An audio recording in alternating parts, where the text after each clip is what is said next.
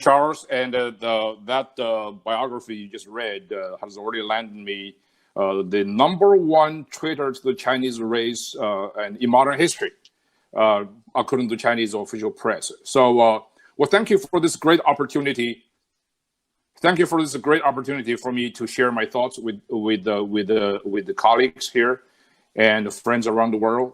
I was going to start with how fundamentally our China policy and China approach has changed under this administration, but I'll save that for later because this is, after all, is a focus on Hong Kong. Now, hopefully we'll have time to discuss this administration's China policy, how much has changed. Now, Hong Kong, in my view, is a grand experiment that has failed miserably. This grand experiment contains the following 4 elements. Number 1, it is experiment in this scheme called the one country, 2 systems formula. What happened in Hong Kong in the last couple of years has proven that this indeed is nothing but a bankrupt idea. It's a bankrupt idea because of its inner contradiction. One country presumably appeals to nationalism, national unification, which by itself is a pretty good thing. What if this nation is ruled under an autocratic regime? So the people in Hong Kong seem to have said national unification would be meaningless without political freedom. Now, West Germans would not have been united with East Germans if East Germany was still ruled by Erich Honecker and its Communist Party in that country. You have the same kind of logic, same kind of situation going on in the Korean Peninsula. People would not be united under a totalitarian regime. So nationalistic pride cannot take the place of liberty and individual freedom. That's the message of what happened in Hong Kong. And I think the people in Hong Kong have chosen the system of freedom and the rule of law, not the system of communist autocracy in the name of national unification. So therefore, this one country, 2 system experiment has failed. Excuse me. It has also failed because it has completely lost its exemplary effect on Taiwan, as Lord Patton has alluded to earlier. So one country, 2 system experiment proved to be a total failure in this lab called Hong Kong. So the second element of this grand experiment in Hong Kong is actually an experiment in the validity of a model of governance. You know, Mao Zedong famously said that the Chinese Communist Party has 3 magic weapons: 统一战线、武装斗争，和党的建设, which means united front, armed struggle, and party building. Now, the Chinese Communist Party has predominantly used the first one as magic weapon to rule Hong Kong for most of its time since 1997. That is the United Front. United Front, in this case, basically it's a top-down elite capturing approach. You basically capture the elites of Hong Kong, the socially reputables, the billionaires, as if they control the elite, and Hong Kong will be stable to the Communist Party's liking. And the people at the bottom, the mass majority of people in Hong Kong, do not really matter very little, or symbolic only. So what had happened in Hong Kong last year in particular, the mass and persistent protests, shows that people disagree with that kind of approach. You know, the battle hymn on the street of Hong Kong is this song from the Ms. Rob, Do You Hear People's Roar of Anger? And it's very powerful. It's people's power of 1986 Philippines movement all over again. Or even people say, you know, it's 1989 Tiananmen people's movement all over again. So this is basically the proof that the CCP's model of governance by capturing the elite to rule Hong Kong has failed. Because it's not really working.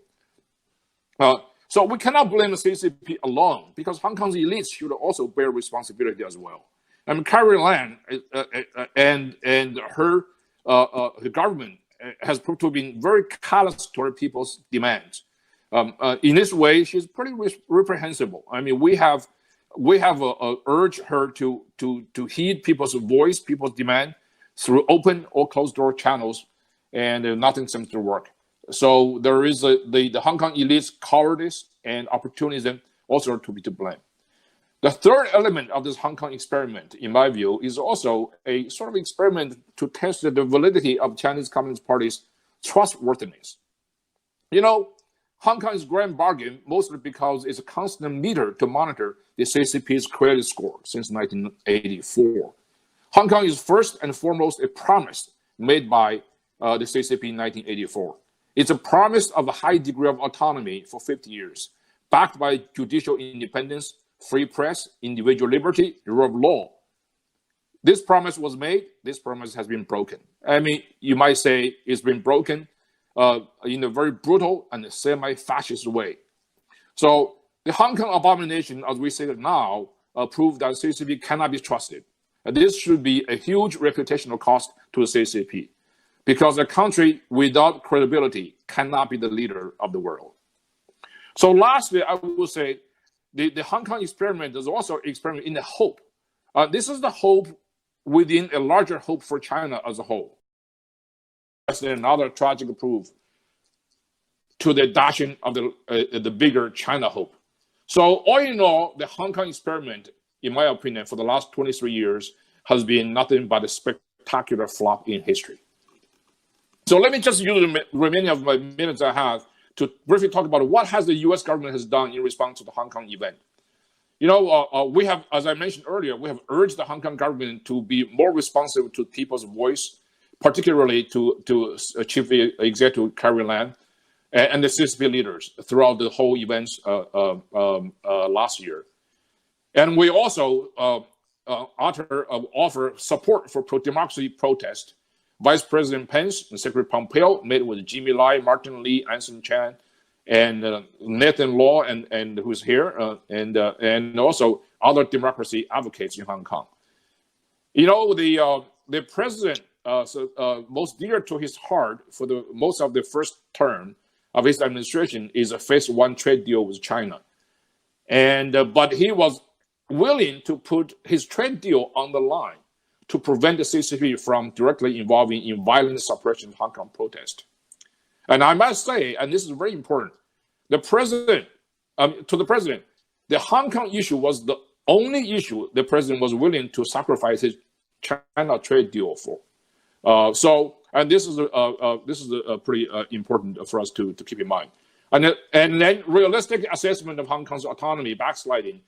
Secretary Pompeo decertified Hong Kong's high degree of autonomy. We sent that report to the Congress and followed by the president's declaration of ending of special treatment for Hong Kong. So, and we also reevaluate the Hong Kong 1992 Hong Kong Policy Act and also follow the 2018 Hong Kong Human Rights and Democracy Act passed by the Congress unanimously, by the way. We also sanctioned key Hong Kong and PRC government officials for ending Hong Kong's freedom and autonomy. And lastly, we have just about 12 treaties and MOUs we have signed with the Hong Kong government, and we're getting rid of them one by one now. So I will end here, and I'm looking forward to the exchange with the audience. Over.